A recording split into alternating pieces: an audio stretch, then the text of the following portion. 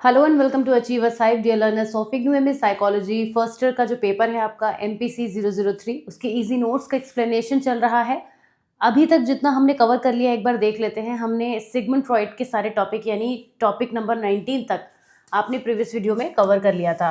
तो अब उसके आगे की आज हम बात करेंगे। यहाँ तक आप कर चुके हैं 20, 21 एंड 22 ये 3 टॉपिक जो है वो हम आज कवर करेंगे, क्योंकि जो लास्ट वाला टॉपिक है उसमें काफ़ी सारे सब टॉपिक्स हैं। बिहेवियरल असेसमेंट के बारे में जब हम बात करेंगे तो कैरेक्टरिस्टिक्स, अजम्पशन, एडवांटेजेस, लिमिटेशन सभी कुछ डिस्कस करते हुए टॉपिक एक बड़ा बन जाता है और कुछ ना कुछ आता ज़रूर है इसमें से।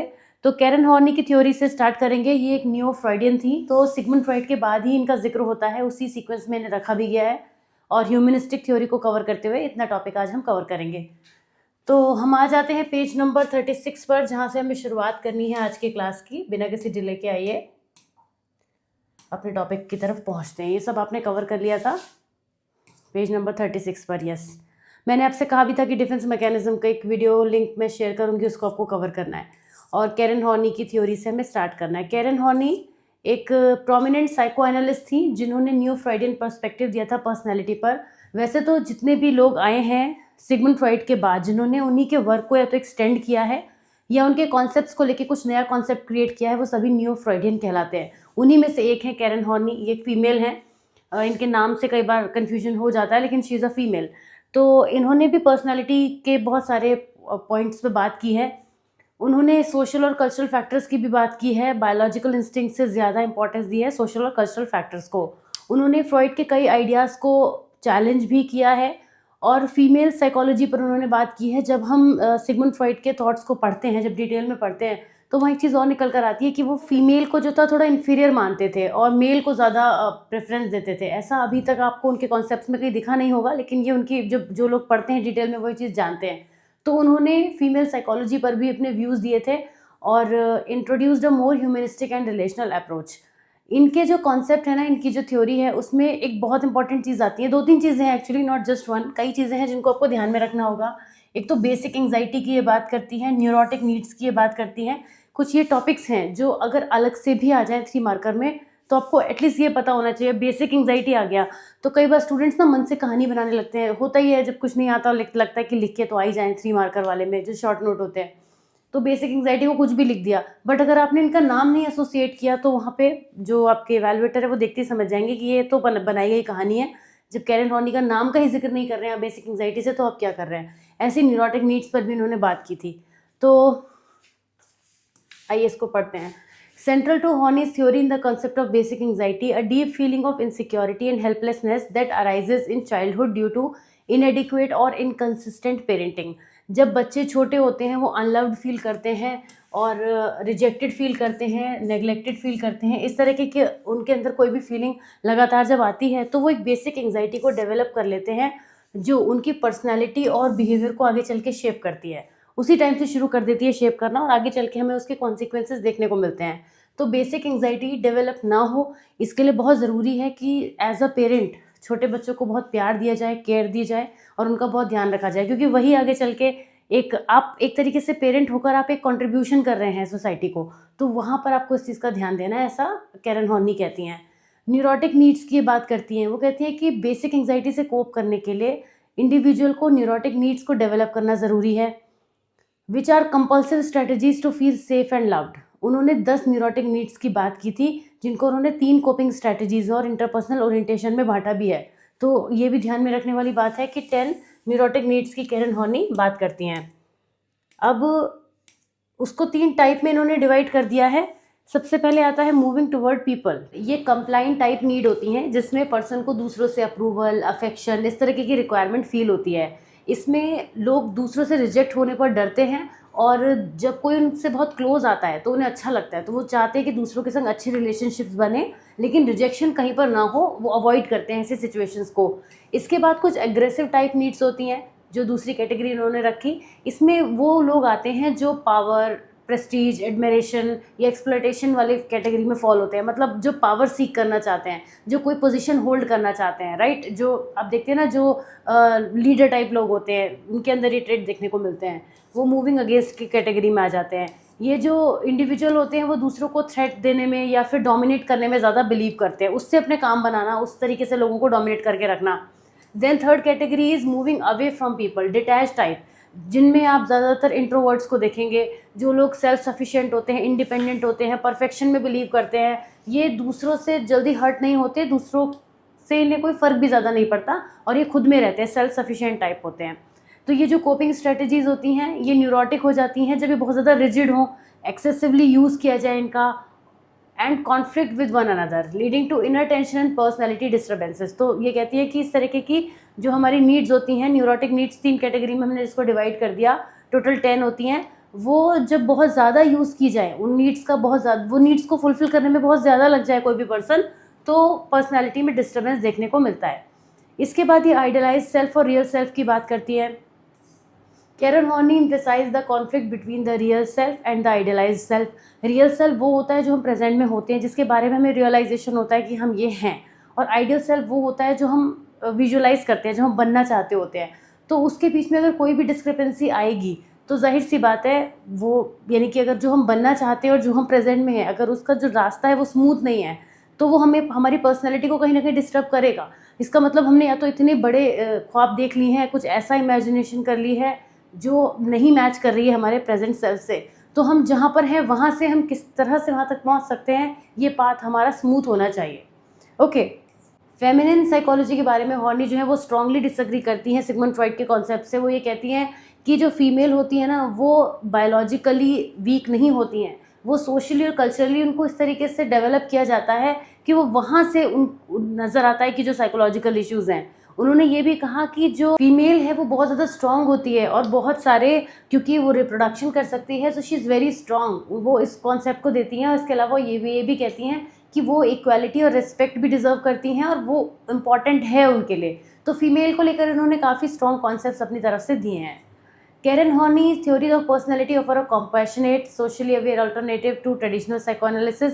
सिंपल है इनकी जो थ्योरी है, उसमें आप 2-4 चीज़ें देखते हैं, बेसिक एंग्जाइटी, न्यूरोटिक नीड्स, फिर सेल्फ को ये काफ़ी इंपॉर्टेंस देती हैं, रियल सेल्फ, आइडियल सेल्फ को, और लास्ट में जो है ये बात करती हैं फेमिनिन साइकोलॉजी की, जिसमें ये फीमेल की इंपॉर्टेंस को हाईलाइट करती हैं। वही जो आजकल भी आप देखते हैं, जनरली आप लोगों को फीमेल के कॉन्सेप्ट पे बात करते हुए देखते हैं, उसी तरीके से उन्होंने बात की है। इसके बाद आती है humanistic theory and Karl Rogers theory of personality. तो ह्यूमनिस्टिक थ्योरी ऑफ पर्सनैलिटी क्या है? वो ह्यूमन को एक बहुत ही इंपॉर्टेंट कंपोनेंट मानती है। वो ये कहती है कि कोई भी ह्यूमन जो होता है वो मोटिवेटेड होता है अपना फुल पोटेंशियल अचीव करने के लिए। कोई भी ह्यूमन बीइंग इतना वीक नहीं होता, इतना फ्रेगाइल नहीं होता कि वो अपने लाइफ के गोल्स को अटेंड ना कर सके। अपने लिए रूल्स बना सकता है, अपनी डिज़ायर्स फुलफ़िल कर सकता है, उसका जो अल्टीमेट गोल होता है वो सेल्फ फुलफिलमेंट होता है।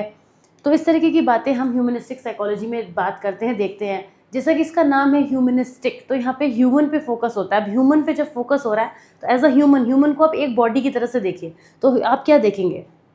जब आप ह्यूमन को एक बॉडी की तरह देखेंगे तो आप ये नोटिस करेंगे कि ह्यूमन की ओवरऑल ग्रोथ, उसमें किसी एक पर्टिकुलर चीज़ पे हम नहीं जा रहे हैं। ह्यूमन एज अ सेल्फ खुद को कैसा देख रहा है, ह्यूमन की ओवरऑल ग्रोथ कैसे होगी, तो वो पूरी पिक्चर, बड़ी पिक्चर देखते हैं यहाँ पे ह्यूमनिस्टिक थ्योरी में, जिसमें कार्ल रॉजर्स का नाम आता है। नाम तो कई लोगों का आता है, लेकिन फिलहाल हम कार्ल रॉजर्स की भी यहाँ पे बात करेंगे। ये मिड 20th में डेवलप हुई थी, जो कि साइको एनालिसिस और बिहेवियरिज्म के रिस्पॉन्स में दी गई थी।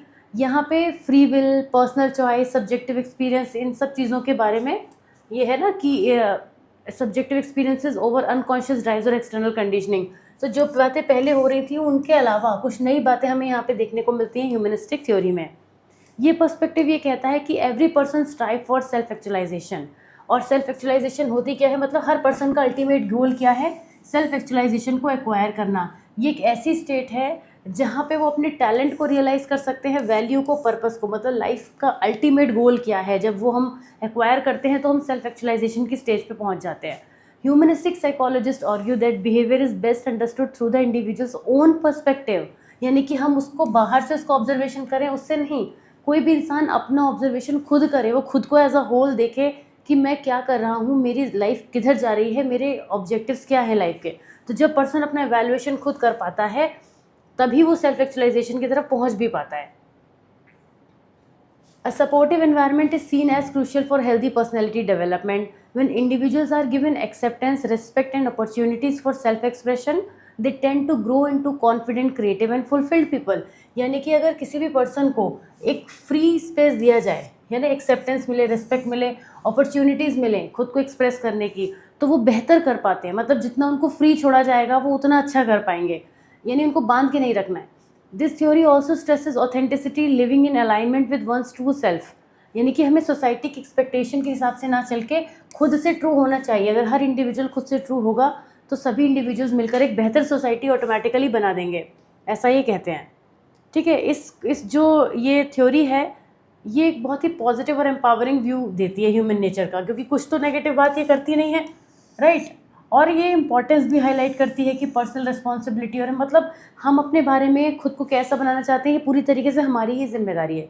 तो हम अपना वर्जन लिखेंगे तो बेस्ट ही तो लिखेंगे, उनका ये कहना है ह्यूमनिस्टिक अप्रोच का। लेकिन इसकी लिमिटेशन भी है कि क्योंकि इसमें साइंटिफिक टेस्टिंग नहीं हो पाती है, बायसनेस होगी ही होगी। जैसे आपसे खुद के बारे में, आपसे क्या, किसी भी पर्सन से एग्जाम्पल के लिए लेते हैं कि कोई भी पर्सन से कहा जाए कि वो अपने बारे में कुछ भी बताए, तो कोई भी पर्सन अपने बारे में बताना शुरू करता है कभी भी अपनी नेगेटिविटीज़ से और वीकनेसेस से बात नहीं करता, हमेशा पॉजिटिविटी से ही करता है।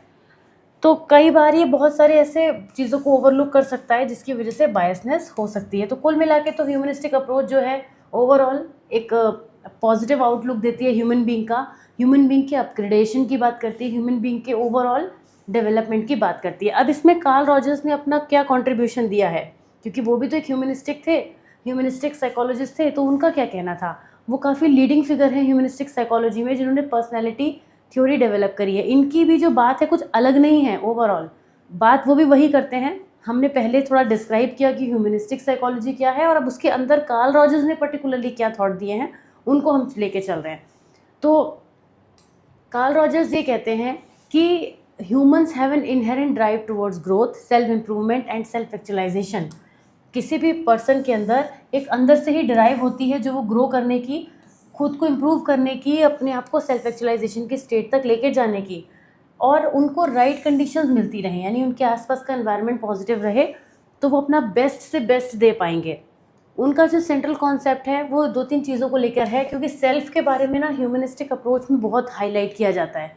आप जनरली ह्यूमनिस्टिक के बारे में लिखें तो भी आपको सेल्फ के बारे में लिखना है कि सेल्फ क्या है। आप सोच के देखिए सेल्फ है क्या। सेल्फ हम ही तो हैं, यानी जब हम अपनी बात करते हैं, कोई भी ह्यूमन बीइंग जब अपनी बात करता है तो वही तो उसका सेल्फ है। सेल्फ कुछ बाहर नहीं है, सेल्फ हमारे अंदर है, राइट। तो जब अंदर है, इनहेरिटेड है, तो फिर उसको कैसे निकालेंगे हम। तो सेल्फ की बात यहाँ पे ये करते हैं, तो वो ये कहते हैं कि सेल्फ कॉन्सेप्ट क्या होता है, organise and consistent set of perception and belief जो कि कोई भी पर्सन अपने बारे में बनाता है। सेल्फ कॉन्सेप्ट पे ये जोर डालते हैं, कहते हैं कि कोई भी पर्सन अपने बारे में जो भी ओवरऑल व्यू रखता है वो उसका सेल्फ कॉन्सेप्ट होता है। इसके अंदर क्या क्या चीज़ें आती हैं, एक तो सेल्फ इमेज, खुद को वो कैसा देखता है, कैसा परसीव करता है खुद को, वो उसकी इमेज हो गई। आइडियल सेल्फ, वो क्या बनना चाहता है, वो भी उसमें इंक्लूडेड होता है। और तीसरी बात वो कहते हैं कि वो खुद का एस्टिमेशन करता कैसे है, क्या वैल्यू जजमेंट होल्ड करता है अपने बारे में, वो उसका एस्टीम हो गया। तो एक सेल्फ के ऊपर ये बात करते हैं, ये पहला इनका पॉइंट हो गया, ठीक। अब वो ये कहते हैं कि कोई भी हेल्दी पर्सनैलिटी है तो वो कॉन्ग्रुएंस पर बेस्ड होगी। कॉन्ग्रुएंस का मतलब ये होता है, ट्राइंगल में आपने पढ़ा होगा कॉन्ग्रुएंट ट्राइंगल, अगर कभी बचपन में पढ़ा होगा तो कॉन्ग्रुएंस का मतलब होता है कि दो चीज़ों के बीच में कॉन्ग्रुएंस होता है। पहली बात तो कोई एक चीज़ नहीं हो सकती, यानी वो मैच करे एक दूसरे से। A close match between the self image and the ideal self, जो हम अभी हैं और जो हम बनना चाहते हैं उसके बीच में जितना क्लोजनेस होगी, जितना मैच करेंगी वो चीज़ें आपस में, उतना ही अच्छी हेल्दी पर्सनैलिटी बनेगी। तो हम खुद को कैसा देखते हैं और क्या हमारी सेल्फ इमेज है, इसके बीच में जो है वो पॉजिटिविटी होनी चाहिए। लेकिन अगर ऐसा नहीं है तो इनकॉन्ग्रुएंस हो जाएगा, और जितना गैप ज़्यादा होगा उतनी हमें एंग्जाइटी होगी, लो सेल्फ वर्थ होने लगेगी, डिफेंसिव बिहेवियर होने लगेगा। तो पर्सनैलिटी पूरी तरीके से इस पर डिपेंड करती है कि हमारा सेल्फ कॉन्सेप्ट कैसा है अपने बारे में, राइट। सेल्फ कॉन्सेप्ट अपने ही बारे में होता है ऑटोमेटिकली। फिर दूसरी चीज़ की वो बात करते हैं अनकंडीशनल पॉजिटिव रिगार्ड, ये बड़ी इंपॉर्टेंट है जो वो बात करते हैं। अनकंडीशनल पॉजिटिव रिगार्ड वो दूसरा टॉपिक है जिस पर वो बात करते हैं। वो कहते हैं कि हर पर्सन, हमें ना केवल हम दूसरों को दें बल्कि हमें अनकंडीशनल पॉजिटिव रिगार्ड मिलना चाहिए। और जिस ह्यूमन बीइंग को अनकंडीशनल पॉजिटिव रिगार्ड मिलता है वो पर्सन लाइफ में बेटर करता है, यानी बिना जजमेंट किए हम अनकंडीशनली दूसरों को समझ सकें।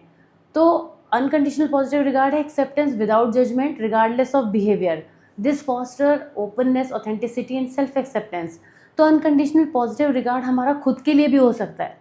हम खुद से अनकंडीशनली हम खुद को पॉजिटिवली मोटिवेट करें तो भी चीज़ें बेहतर होंगी। और कंडीशनल क्या होता है, जब हमें किसी का अप्रूवल चाहिए हो, जो हम कर रहे हैं वो कोई कहता रहे हाँ तुम सही कर रहे हो, सही कर रहे हो, हाँ तुम अच्छा कर रहे हो, बेहतर कर सकते हो, बहुत बढ़िया किया है। जब हमें अप्रूवल चाहिए होता है तो वो कंडीशनल पॉजिटिव रिगार्ड होता है। जब हमें किसी का अप्रूवल नहीं चाहिए, हम समझ रहे हैं खुद को, और यही चीज़ हम ना सिर्फ खुद के लिए दूसरों के लिए भी कर सकते हैं, तो वो अनकंडीशनल पॉजिटिव रिगार्ड होता है। ठीक है, इनकी जो थेरेपी है ना, जो थेरेपी आगे पढ़ेंगे सेकेंड ईयर में आप, वहाँ हम देखेंगे कि अनकंडीशनल पॉजिटिव रिगार्ड तो बहुत इंपॉर्टेंट होता है एक थेरेपिस्ट के लिए, एक ट्रेट बन जाता है वहाँ जाके ये। फिर ये कहते हैं कि फुली फंक्शनिंग पर्सन होना ज़रूरी है। तीसरा कॉन्सेप्ट जो ये देते हैं वो है फुली फंक्शनिंग पर्सन का। उसमें ये कहते हैं कि रॉजर्स ये कहते हैं कि जो गोल है हेल्दी पर्सनैलिटी डेवलपमेंट का, उसका यही अल्टीमेट गोल है कि पर्सन फुली फंक्शनिंग होना चाहिए। अब फुली फंक्शनिंग का क्या मतलब हुआ? फुल फंक्शन, पूरी तरीके से अपनी फंक्शनिंग, यानी जो उसमें है, जो उसकी कैपेबिलिटीज़ हैं उनका बेस्ट यूज़ कर पाए, तभी तो वो फुली फंक्शनिंग कहलाएगा। तो जो नए एक्सपीरियंस करने के लिए रेडी हों, किसी भी तरीके का एक्सपीरियंस करने के लिए रेडी हों, अपने प्रेजेंट मोमेंट में पूरी तरीके से जीना चाहते हो, अपने trust their own judgement and feeling, अपने आप पर बहुत ज़्यादा भरोसा रखते हो, क्रिएटिविटी रखते हो, अडेप्टेबिलिटी उनके अंदर हो, ग्रो करना वो कंटिन्यू रखें और लाइफ के थ्रू आउट में वो इवॉल्व करें। ये सब चीज़ें जो होती हैं वो एक फुली फंक्शनिंग पर्सन की होती है। तो ये तीसरी चीज़ हो गई। इनकी थ्योरी का थेराप्यूटिक एप्लीकेशन क्या है, कैसे यूज़ हो पाता है? उन्होंने अपनी थ्योरी को बाद में चल के क्लाइंट सेंटर्ड थेरेपी बनाई, जिसको पर्सन सेंटर्ड थेरेपी भी कहते हैं, दोनों एक ही बात है। और ये जो थेरेपी होती है ये नॉन डायरेक्टिव अप्रोच होती है, जो सेकेंड ईयर में आप पढ़ेंगे। ये एक ऐसी थेरेपी होती है जिसमें जो थेरेपिस्ट होता है ना, वो बहुत एम्पैथेटिक वे में अपने क्लाइंट से बात करता है। और जब हम पर्सन सेंटर्ड थेरेपी को अप्लाई करते हैं तो हमारी कोशिश ये रहती है कि जो हमारा क्लाइंट है ना, वही अपने लिए प्रॉब्लम्स को सॉल्व करने की कोशिश करे। हम एज अ फैसिलिटेटर वहाँ पे काम करते हैं। मतलब काम तो होता है, रोल तो होता है थेरेपिस्ट का, लेकिन वो इतना स्मार्ट होता है कि वो लगेगा यही कि सब कुछ जो है क्लाइंट ही अपने लिए कर रहा है, जबकि वो हो रहा होता है थेरेपिस्ट की हेल्प से। तो जब एज अ थेरेपी आप इसको पढ़ेंगे तब आप देखेंगे कि जो एम होता है वो एडवाइस देना नहीं होता है, एक सेफ स्पेस बनाना होता है जहाँ पे क्लाइंट अपने थॉट और फीलिंग को एक्सप्लोर कर सके और सेल्फ डिस्कवरी करें, अपना काम खुद करें। क्योंकि ह्यूमनिस्टिक अप्रोच है ना, तो ये हमेशा यही कहेगी कि आप अपने चीज़ों को खुद बेहतर तरीके से करना सीखें। इस थ्योरी का इवैल्यूएशन करें तो काफ़ी अच्छी बातें हैं, पॉजिटिव होते हैं, रिस्पॉन्सिबिलिटी लेता है पर्सन, प्रैक्टिकल एप्लीकेशन हो पाता है इसका। लेकिन लिमिटेशन की बात करें तो अगेन साइंटिफिक नहीं होती है, सब्जेक्टिव काफ़ी है नेचर में, और ये अनकॉन्शियस इन्फ्लुएंसेस को, बायोलॉजिकल फैक्टर को ओवरलुक कर देती है। तो कुल मिला के रॉजर्स की जो थ्योरी है वो एक अच्छी बेहतर थ्योरी है बाकी कॉन्सेप्ट से, जहाँ पे इंडिविजुअल जो होते हैं वो अपने ऑथेंटिसिटी को, एम्पैथी को नेचुरली मूव करते हैं सेल्फ एक्चुअलाइजेशन के टुवर्ड्स और एक बेहतर लाइफ क्रिएट कर पाते हैं। ओके, अब हमारा नेक्स्ट टॉपिक है आज का बिहेवियरल असेसमेंट। बिहेवियरल असेसमेंट की जब हम बात करते हैं तो बिहेवियर को असेस करना, किसी के बिहेवियर को असेस करने के लिए आप क्या करते हैं? बहुत सारे तरीके अपनाते हैं। सबसे कॉमन एग्जांपल ले लेते हैं ऑब्जर्वेशन के थ्रू। हम किसी को वॉच करते हैं, किसी के बिहेवियर को लगातार ट्रेस करते हैं, वो कर क्या रहा है ना, उससे हम उसको ऑब्जर्वेशन करके उसका असेसमेंट करते हैं। तो बेसिकली असेसमेंट जो होता है वो दो तरीके का होता है। असेसमेंट की जब हम बात करते हैं तो ये दो तरीके से हमें देखने को मिलता है। Something is wrong with this screen. तो दो तरीके से कैसे देखने को मिलता है हमें? एक होता है हमारा फॉर्मल, अब यहाँ तो कुछ ठीक से चल नहीं रहा है तो मैं लिख नहीं रही हूँ। एक फॉर्मल होता है और एक हमारा हो जाता है इनफॉर्मल।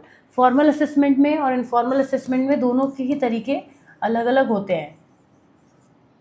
वो लिख ही दिया जाएगा, कल परसों तक हो ही जाएगा टाइप अपने आप। हाँ, तो बिहेवियरल असेसमेंट या कोई भी टाइप का असेसमेंट हो वो दो तरीके से देखने को मिलता है, तो फॉर्मल होता है या फिर इनफॉर्मल होता है। फॉर्मल असेसमेंट में हम चीज़ों को बहुत सिस्टमेटिक वे में करते हैं। इनफॉर्मल में हम कोई रिकॉर्ड मेंटेन नहीं करते, चलते फिरते हो जाता है।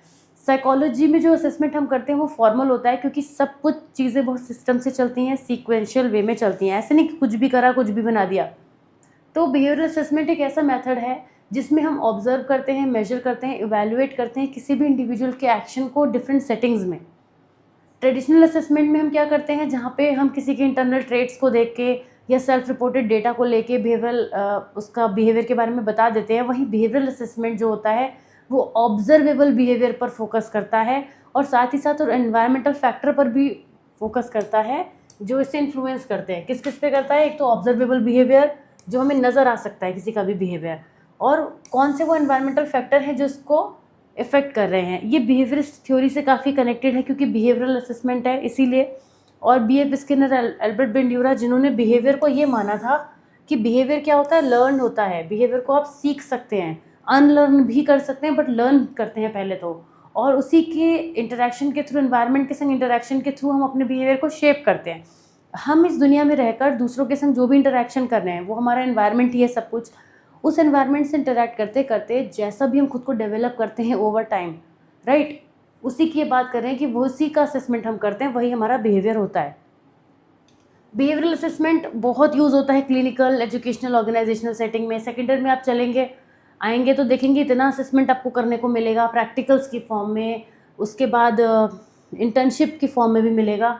तो बहुत तरीके से आप देखेंगे कि कैसे आप किसी के बिहेवियर को असेस करते हैं। वैसे बहुत सारे लोग जो होते हैं ना वो बिहेवियर को ऐसे भी असेस करना जानते होते हैं, भले हम फॉर्मल की बात करें लेकिन इनफॉर्मली भी बहुत अच्छे से दूसरों का बिहेवियर असेस कर लेते हैं। तो इसमें बहुत सारी टेक्निक्स यूज़ होती हैं जैसे direct observation, interview, checklist, rating scale, functional behaviour analysis, FBA जिसे बोलते हैं। ये बहुत सारी स्ट्रैटेजीज़ होती हैं लेकिन इनकी हमें जैसे ज़रूरत पड़ती है ना वैसे हम करते हैं। तरीके तो बहुत हैं लेकिन हमें क्या सूटेड रहेगा, हमारी सिचुएशन की क्या डिमांड है, हमारे पर्सन की क्या डिमांड है, उसके हिसाब से हम चीज़ों को करते हैं। तो काफ़ी सारा डेटा हम यहाँ से गैदर करते हैं बिहेवियरल असेसमेंट के थ्रू। बिहेवियरल असेसमेंट की कैरेक्टरिस्टिक्स की बात करें तो कुछ इंपॉर्टेंट पॉइंट्स हैं। इन कैरेक्टरिस्टिक्स से आप इसके बारे में बहुत कुछ लिख सकते हैं, इतना कुछ जितना यहाँ मैंने लिखा भी नहीं है, उससे भी ज़्यादा लिख सकते हैं। पहली बात तो ये बिहेवियरल ऑब्जर्वेबल बिहेवियर पे फोकस करता है। मैं क्या बोल रही हूँ, ऑब्जर्वेबल बिहेवियर पे ये फोकस करता है बिहेवियरल असेसमेंट। ये इसका इंपॉर्टेंट पॉइंट है, यानी जो देखे जा सकते हैं, जो मेजर किए जा सकते हैं, किसी भी वे में मेजर किए जा सकते हैं, वही बिहेवियर इसमें काउंट होते हैं। एनवायरमेंटल कॉन्टेक्स्ट को इंपॉर्टेंस देता है। ये कहता है कि हम जैसे किसी भी पर्सन के बिहेवियर को असेस कर रहे हैं तो हम ये भी मान के चलेंगे कि इस वजह से वैसा हुआ होगा। जो आउटसाइड कॉजेज़ हैं उन्हें कंसीडर करके चलते हैं क्योंकि वो एनवायरनमेंट में एग्जिस्ट करते हैं। जो डेटा ड्रिवन होता है, मतलब सिस्टमेटिक ऑब्जर्वेशन, रिकॉर्डिंग मेथड का यूज़ करके जो हम चल रहे हैं ना उससे हमारा रिजल्ट जो निकलता है वो हम बिहेवियरल असेसमेंट में उसे काउंट करते हैं।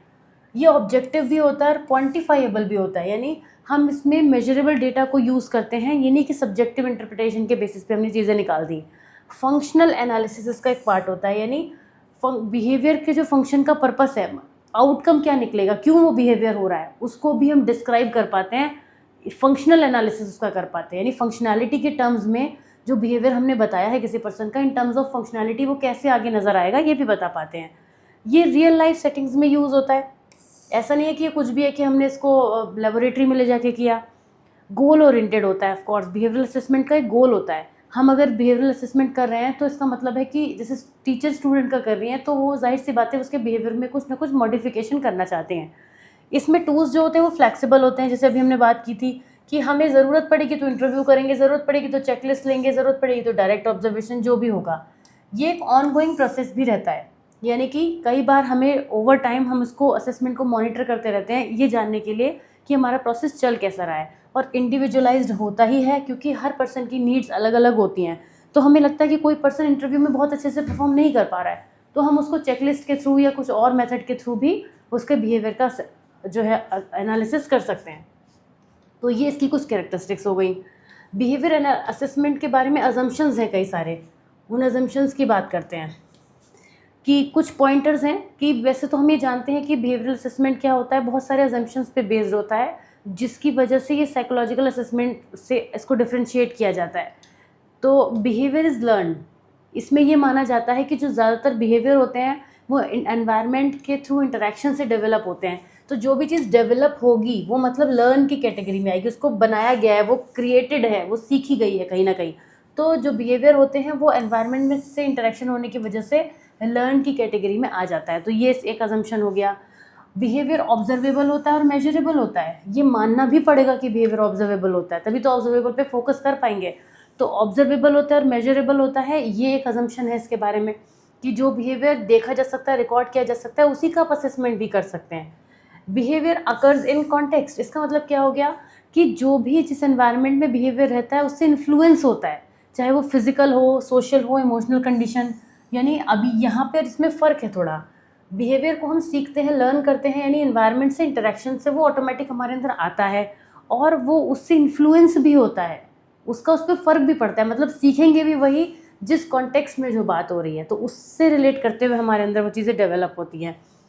पास्ट में जो बिहेवियर रहा है वो फ्यूचर के बिहेवियर को प्रिडिक्ट करेगा, ये भी एक अजम्पशन है, यानी कि पास्ट के बिहेवियर से हम बहुत हेल्प ले सकते हैं फ्यूचर का बिहेवियर डेवलप करने में।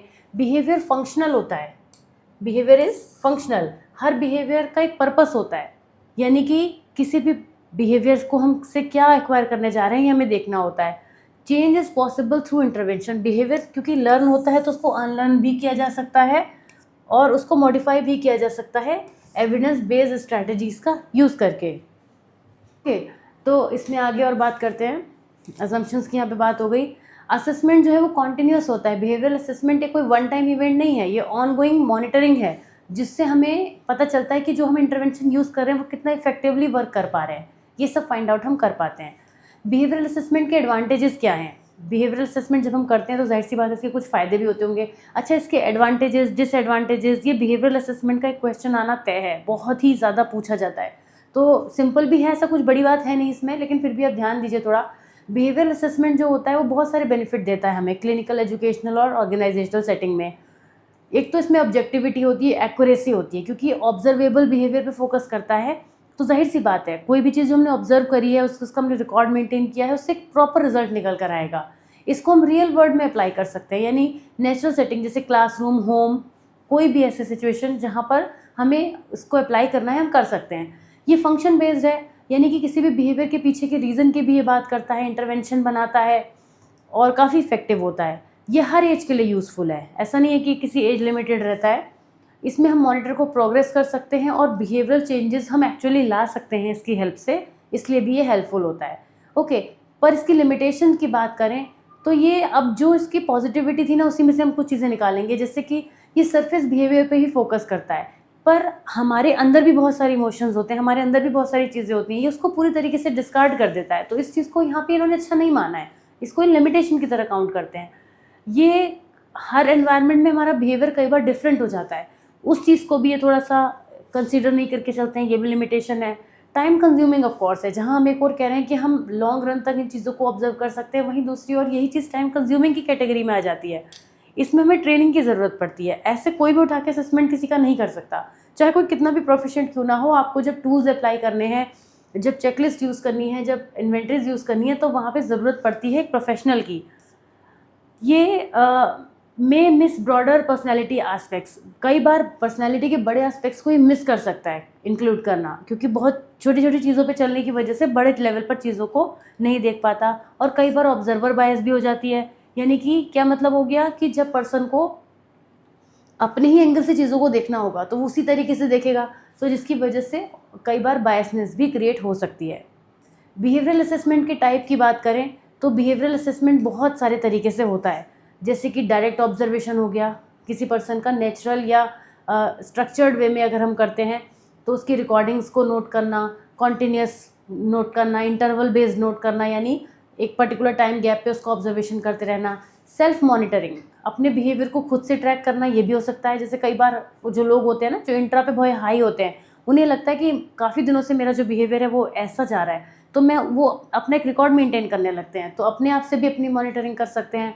इंटरव्यू कंडक्ट करके, जब क्लिनिशियन जो होते हैं वो इंटरव्यू कंडक्ट कर लेते हैं। बिहेवियर रेटिंग स्केल, ये बहुत आगे इनको बढ़ा के भी डिटेलिंग कर सकते हैं बेस्ड ऑन कि कितने मार्क्स में क्वेश्चन पूछा गया है।